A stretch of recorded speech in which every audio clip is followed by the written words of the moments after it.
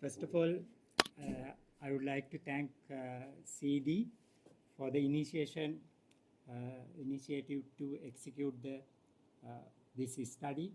I think this is the timely important study and which will be benefited to the education system as well as the entire country, because today education is the hot topic in the table, and every forums education policy matters are discussion in different ways. I think for that purpose, thank you very much for the CED initiation, and also they identified me as a consultant to execute this study. Today I am going to present very briefly about the key findings based on this study.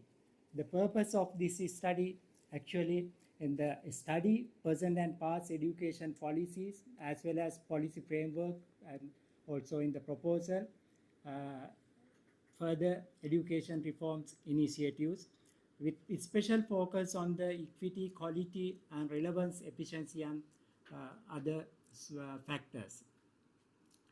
There are some limitations due to some constraint. Our study is very focused on selected areas, and also we provide through this study the conceptual framework for the education policy analysis. This area is very lacking, especially at the university levels as well as the postgraduate degree programs conducting in Sri Lanka by the different agencies. This area is the very lacking. The very given and the less focus on this area. Therefore, this study given some basic ideas how to analyze the education as well as the public policies, also what mechanism, what techniques we are going to apply, and also identify assess the critical gaps in the policy design part, policy formulation, and also in the management capacities and the implementation of policies, and also provide some importance of the policies and the policy making processes. Two different elements, the policy making and the policy making processes, policy management as well. Therefore, this area also we focus and identify the strengthen gaps and weaknesses of the areas, and also evaluate some impact of the policies implemented during last several decades in the country. And the report, this book, including the 6 chapters. Chapter 1 is dedicated for the overview of the analysis, and the chapter 2, we are discussing about the conceptual framework, the theoretical background of the policy analysis and the policy formulation framework. The third chapter, adopted for the methodology of the study, and the 4th chapter discuss about the past and present education policies, policy framework, and the proposals and the reforms initiatives in Sri Lanka. The chapter 5 in the in-depth analysis about the policy proposal, policies, and the policy framework, and with special focus on the equity and inclusiveness of perspective, and also educational quality aspect, and the equity, relevance, and the sustainability, and the economic perspective, and also in the social development, cultural changes, and the gender responsiveness, and finally the area of the efficiency perspective in the education development. And also we discuss about the politics and the policy making, because this is actually in the crucial area that we can't deviate in the politics and the policies and the policy making. Those are amalgamated and the interconnected elements of the education policies as well as the public policies also. This is the debatable and the crucial areas, and also international trends and the development partners involvement for the education policy making as well as the policy implementation. Today education is considered as the global business or the global matter. We can't deviate it from the international influences and the mediation of any country's policies. They are highly influences or intervention to the implementation and the initiation as well as the implementation of the policies.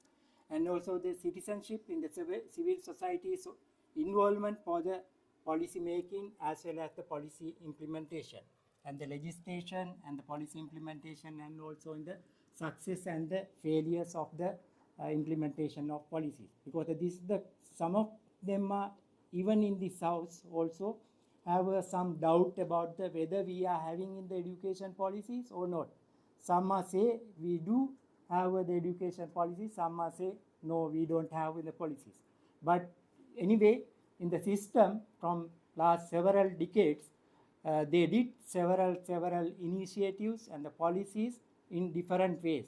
Some are implemented through the approval of the legislative bodies, some are not approved but implemented through using in the different mode.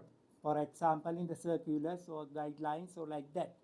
And this is anyway, there are some success output and outcomes we achieve. In terms of the educational attainment, we are in the higher position, but in contrast, as our colleague said, in the education investment in the GDP part, very less involvement of the investment. For example, in the recently, I don't know in the current, based on the current budget, in the previous budget, only the education expenditure as a GDP percentage 1.92 according to the central bank report. But our educational achievement is the high when compared to the in the region as well as the countries with the similar socio-economic background. This also positive thing when analyzing in the education policies.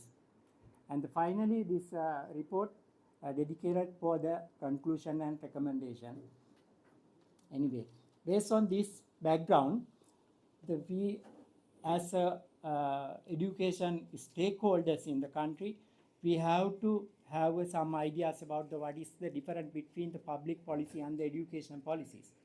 Everyone in this house know the public policies are much concerned about what government do and also how they do it, and what is the impact of the government action. That means who get what result. I mean, what is the output? What is the result of the implementation of the public policies? And also, the policy is the numerous and the varied technical terms and the implementation mechanism. The policies, I mean, it is a very complexity, and the decision environment and the range of choices and the decision making criteria is the varied. And also in the policy making implies the concept and the assumption. Anyway, in the policy, when we are talking about the policies, we need to identify who are the actors and what is the process of the education policies. That is the key.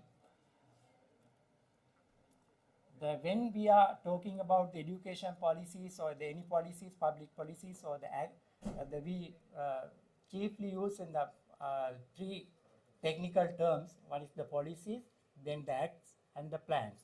These the three. The policies are it is in the broad terms and guiding principles or the rules. But when implementation of the policies, we need to have some legal background. Therefore, in the acts and the laws, acts are passed by the legislative body in the country. That means the education acts. But when we are implementing in the achievement of the policies, we need to have some strategic plan or the planning tools for the achieving education policies. But not all the policies are becoming the acts. There is several, I mean the selected areas, selected policies are needed for the implementation of the legally approved. But we know, I am not going to detail out everything, but we know in the education policy or any policy, as I said, the base should be based on the constitutional provision, and also in the government commitment should be there. And also we have to, any country or any system need to have some main goals and the priorities in particular sectors. And education policy may be in the, should be in the broader statement, and also it may be in the sector specific or the subsector specific one. To achieve in the policies, we need to have identify the strategies. The strategies identify the each sector.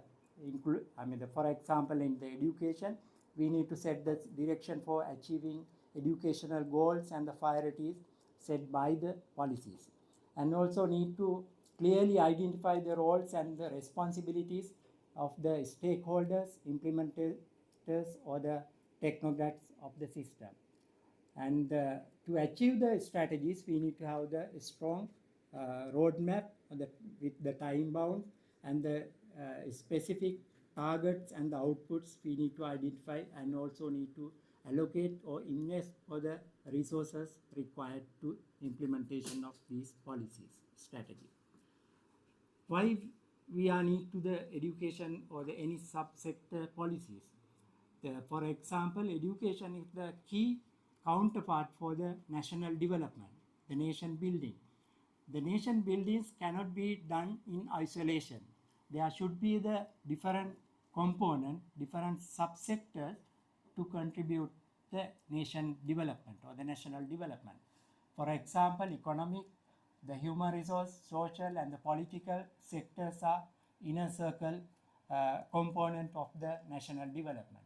And also education, industry, health, and the environmental, infrastructure, etc.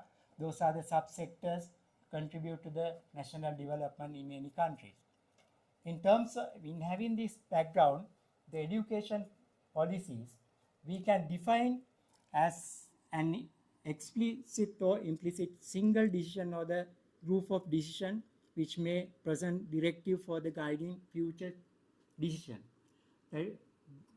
Having said that, we need to have the framework and also education planning perspectives and the principles, government policies, and the governance for system for the service delivery.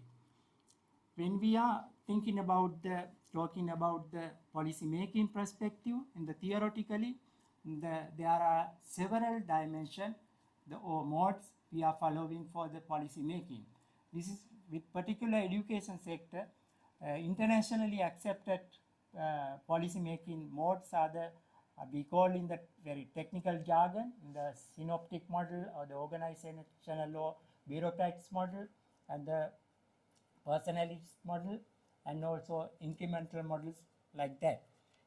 These are the accepted in the many countries. They are following one of these mode. In Sri Lankan context, we are in the chiefly about the bureaucrats mode as well as the personalistic mode we are following for the policy making. In addition to that, we also follow the ad hoc mode policy making and the garbage can model like that. And also in the bottom-up policy making approach we are following for the formulation of education policies when we are studying in the historical background. But why policies? Basis of the origination of the policies. There are several directives becoming for the formulation of policies. Some policies emerge due to the government policy directives. That's the government decide what to do for the education sector, what is the goal of education sector like that. And also mismatch, there are some mismatch. For example, Western provinces having the larger contribution for the human resource development, but some provinces are less contribution for the human development. Therefore, the government are mandated to maintain the balanced regional development of the country, including education. Therefore, they are following some strategies to maintain the regional balance of the country. Therefore, having said that, the government are decided what policies to be matched with the system. And other policies, some of the policies emerge due to the demand-driven policies. For example, in the poverty reduction and also in the youth unrest, we have some experience in the 1971. The youth unrest took place in the country. Based on the 1971 struggle, the 17th government, they took initiative to the 1972 reforms. And also after 1988 and 89, there are some youth unrest again. Based on that particular situation, and the then government took action to establish in the Youth Unrest Commission. The Youth Unrest Commission recommended to establish in the NEC for the formulation of education policies. And also another policies are emerged due to the supply-driven policies.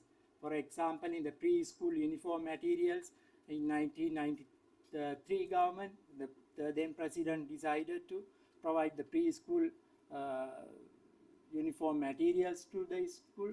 You can have a look at in the MDD Piri's autobiography. They said in the how the policies are emerged without in any rationale or any justification or any policy analysis. That is the political intention. And also in the pre-text books, providing pre-text books, those are the supply-driven policies. In terms of the poorest household perspective, those are good policies. But in terms of the economic perspective in any countries, it is the challenging process, because even in the present government and the last several government, they are facing challenges to allocate the given allocation for the continuation of these policies. And also further, there are some policies, emerging policies, disaster management after the tsunami and also other natural the disasters and the child labor issue like that. Those are the emerging policies we incorporate in the education sector. Some policies emerge due to the operational policies.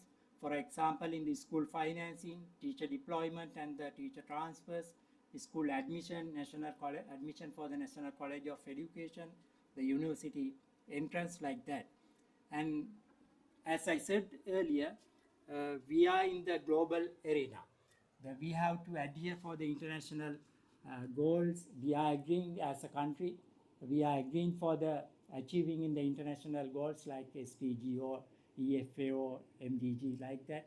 For the reason, in terms of the economic perspective, for a recent example, we are experiencing the IMF condition. We can't deviate it from the IMF condition. We have to adhere like that. It is simply apply for the education or the same situation. When the formulation, the policies, we need to have the policy development and the organization like that. I am not going to read out everything, but this is the conceptual framework for the policy analysis or the policy formulation. The policy formulation, there are several aspects we need to consider in the strategic thinking and the development of priorities and the implementation perspectives and the maintenance of the sustainability of the policies. We are challenging, we are facing in the very crucial, in the critical situation to the maintain or the sustainability of the policies. We can develop very nicely and the very, the attractive policies, but the challenge is the implementation and the sustainability of the policy. And also when we are studying in this study, we consult in the national, province, subnational and the university level and the implementation level, different stakeholders. We gather their opinions and their opinion, perspectives like that. Based on this policy analysis, we can see in the several milestones. We know in the 1939, in the Education Ordinance is the base. Then after that, there are several amendments took place in the 1947, 51, 53 and the 58 and also the 1978 Constitution and the 1987 13th Amendment. But after that, there is no any legal provision for the implementation of the education policies. In 2019 drafted Education Act, but it was not taken in place. But in the meantime, there are several steps taken to formulation of education policies and Education Act, but not implemented fully in the system.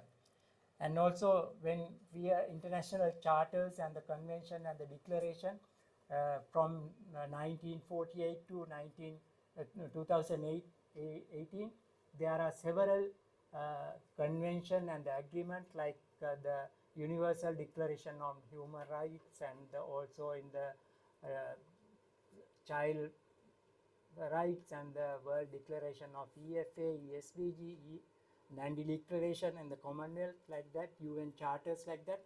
Those are incorporated into the education policies and the policy framework in the country.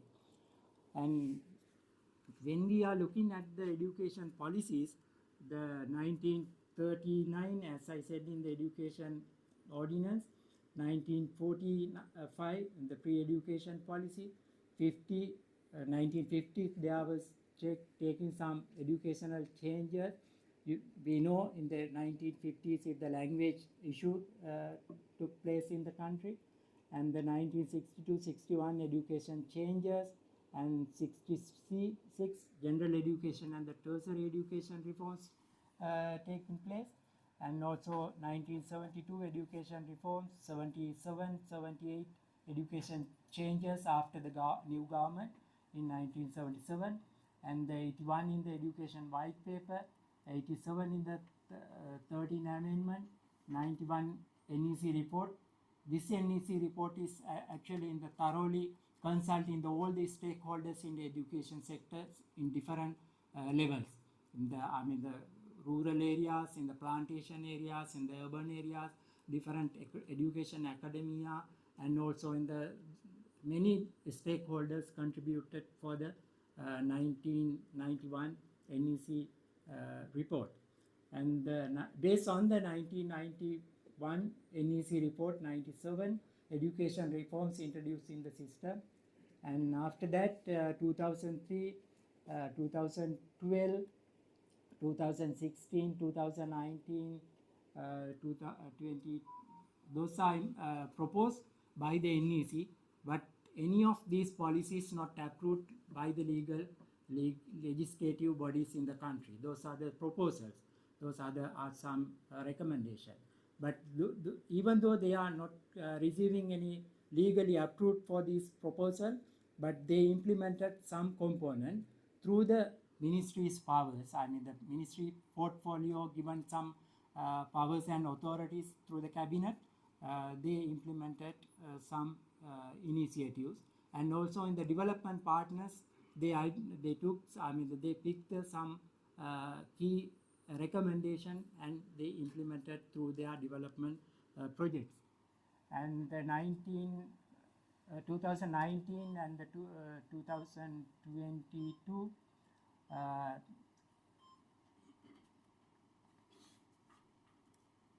and 2023, there are 3 reports produced by the one report produced by the NEC, one from the Presidential Secretariat, and another one from the Ministry of Education. But these all the reports, all the proposals are for the the education sector. But we are failure to have the one single proposal to produce for the education sector. But we are working. We are talking about the education. We cannot sit together. We are not in the same page. We are having in the different agendas in the system in terms of the implementation, even for the formulation stage. Today, the current government, the last year, the presidential election manifesto, very recently I saw it is converted as the policy framework in the country. The election presidential manifesto has given some areas to identify the education sector policy concerns. When we are looking at the different education policy from 1945 to the 2023, the many of policies are emerged. The underlying rationale for the policies, for the government policies or the political directive. Very few of them, for example, 1945 education policies purely the social demand, based on the social demand. and also they consider for the country's need requirement.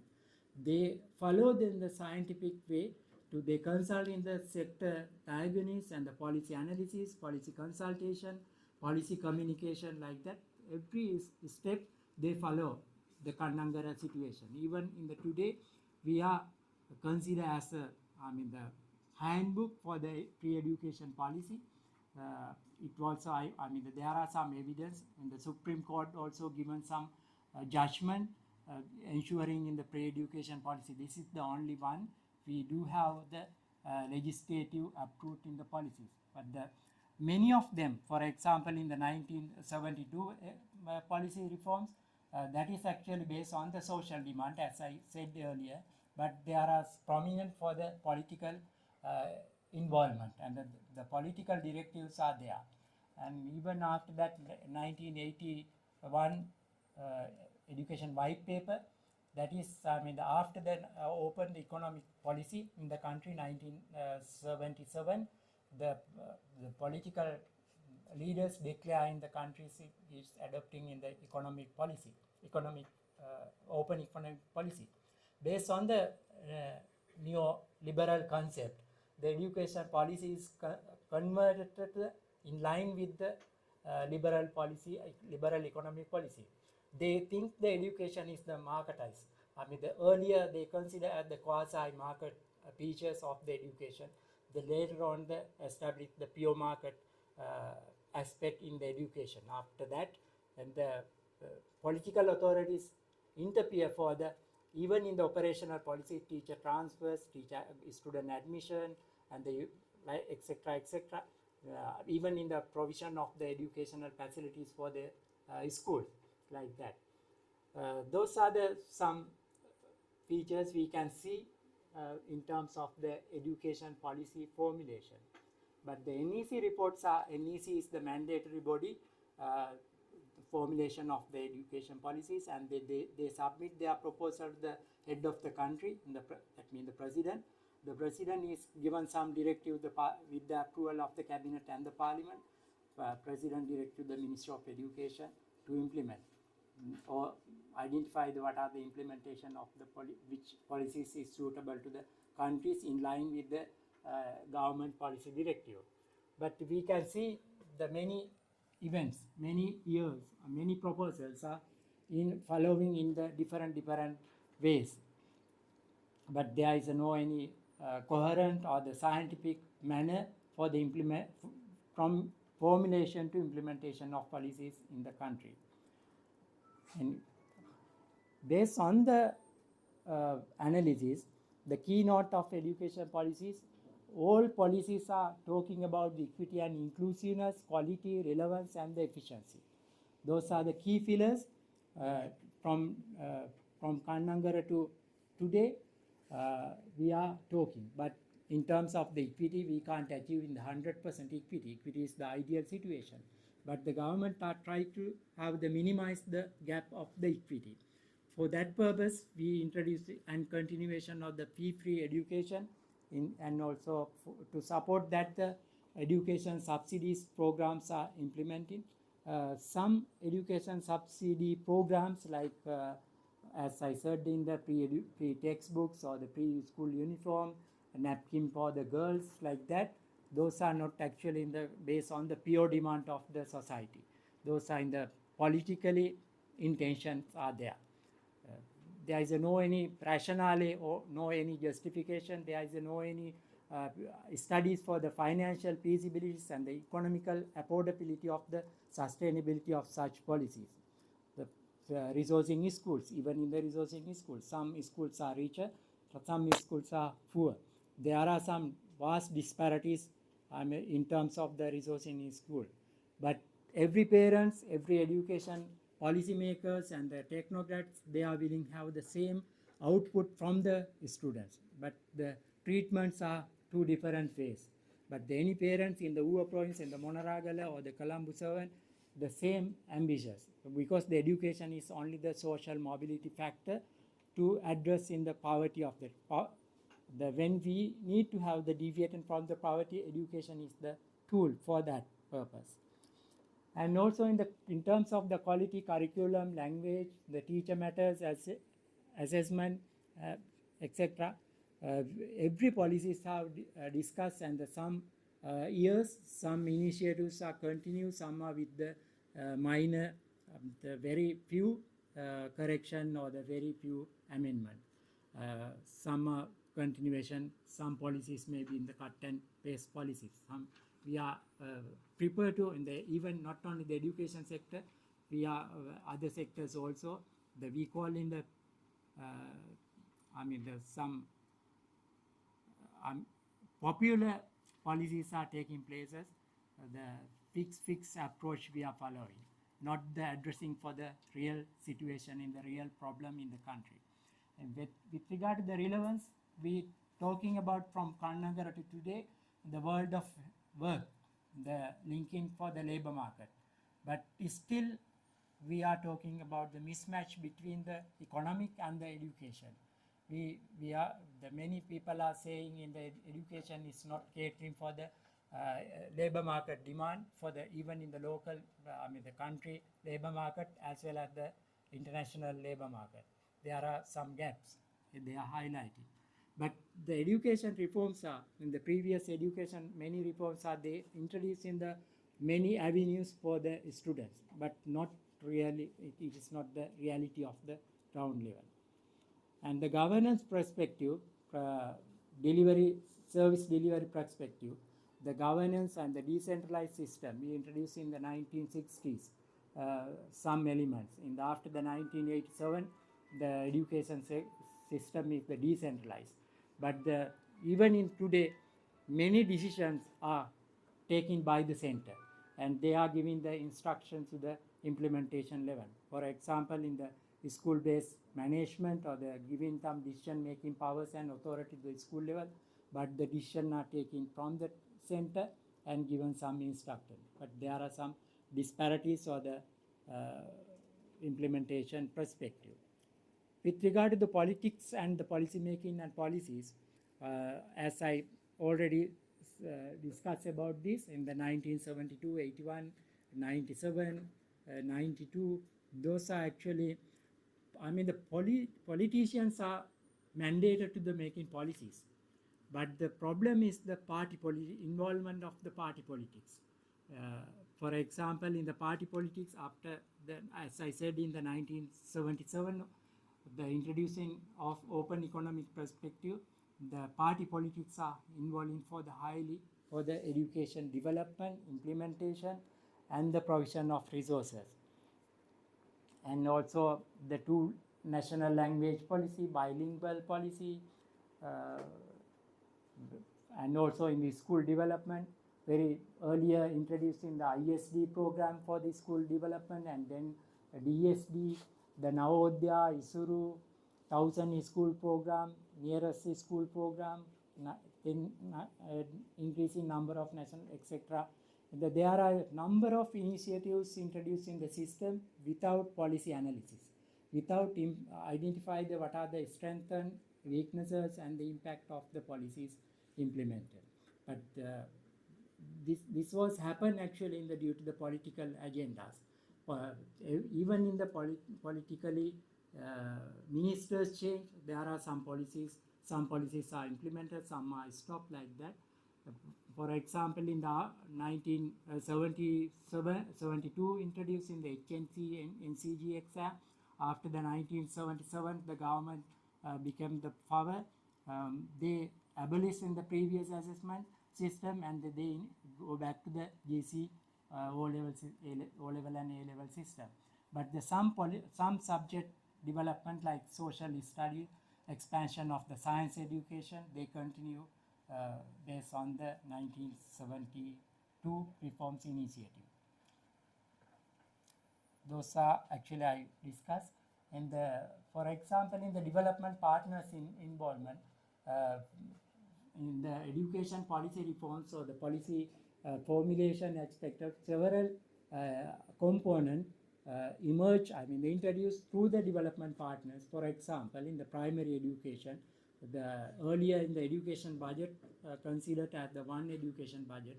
After the intervention of the development partners in involvement, intervention, the education budget divided into the primary and secondary, both national and the provincial level. Then after in 2000, early 2000 and the 2004-5 like that, in the education sector-wide approach for the planning and the implementation perspective, this was based on the Paris Declaration in 1999, and also in the out of school children, school-based management system, school-based teacher development, school library, school financing system, and the child-friendly school, and the social cohesion. There are several components implementing and also incorporating the education policies and the planning perspective. Those are emerged, those are introduced as a result of the development partners' involvement. But when we are talking about the citizenship education and the civil society's involvement, many education policy initiatives, there are very little, the very limited spaces are allocated for the adhering or for the listen to the civil society's voices. Anyway, there are some positive features there are. As everyone in this house knows, we are, as I earlier said also, in terms of educational attainment, the birth rate and the infant mortality rates, human development index, life of birth, like that, etc. Many indicators show the we are in the good, the remarkable level of the educational development. But this is the less GDP contribution, but high educational attainment. This is the international lesson to the countries. But there are some component missing part in the household expenditure component. But any studies are not done, calculation or the computation of the household contribution. But we are talking about the GDP. GDP is the OECD average. In the many countries are allocating from 4% to 6%. But like our countries, considering in the economic situation in the country, we are not in a position to allocate 4% or the 6% of the education from the GDP contribution.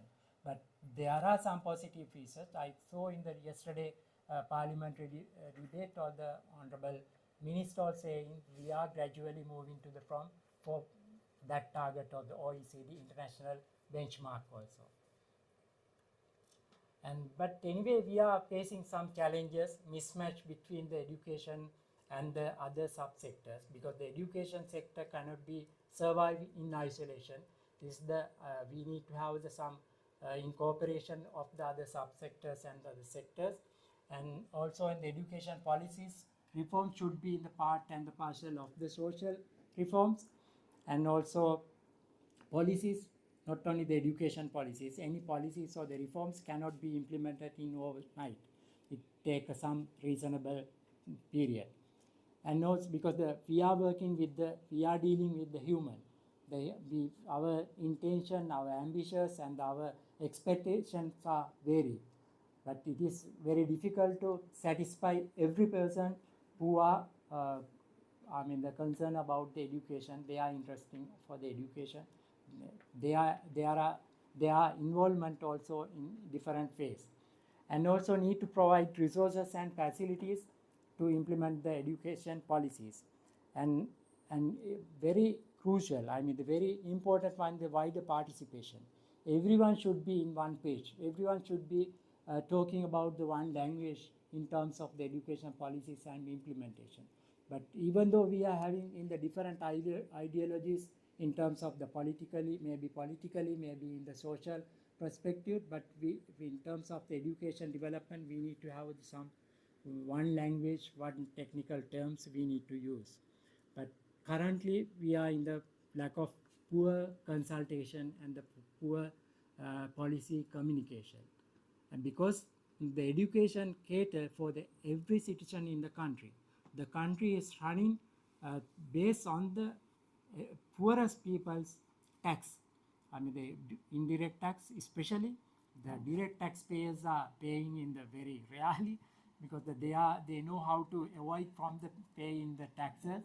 and every tax companies also, they are cater for the direct taxpayers, but even in the poorest people, they are day-to-day commodities, they are paying in the indirect taxes.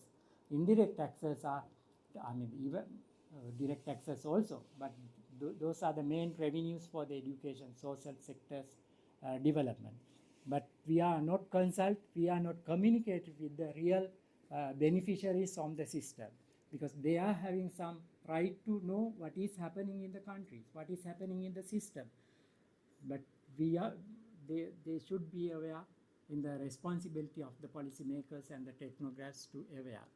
But the other one is the lack of champion for the implementation of the policies, and also in the community involvement as like you in the civil society.